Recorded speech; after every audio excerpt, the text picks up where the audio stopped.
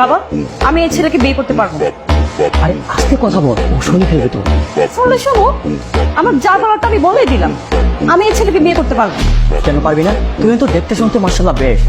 তাছাড়া তোর যথেষ্ট টাকা পয়সা আছে, ওর সঙ্গে বিয়ে হলে তুই সুখী হবি মা। এমন একটা খেত আনস্মার্ট ছেলেকে বিয়ে করলে আমি সুখে থাকবো? তুমি এটা কিভাবে ভাবলে? কি বলিস তুই? তুই তো অনেক রিসেন্ট একটা ছেলে। শুধু ডিসেন্ট হলে হয়? বিয়ের পর হাজবেন্ড হিসাবে ওকে যখন আমি আমার ফ্রেন্ডসদের সাথে মিট করাই দিব, আমার উপর তো সবাই হাসাহাসি করবে। আর তাছাড়া তুমি তো জানো আমার ফ্রেন্ডসরা কত স্মার্ট।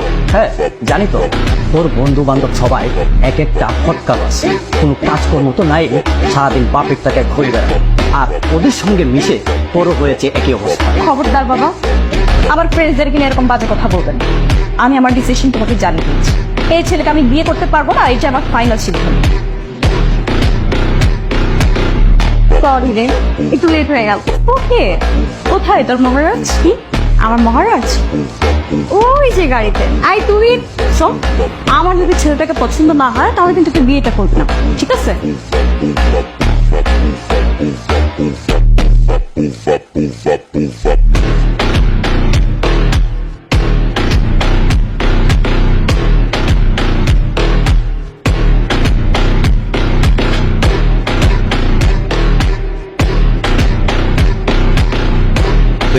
তুমি জানো না তোমাকে ছাড়া আমার একটা সেকেন্ডও ভালো লাগে না।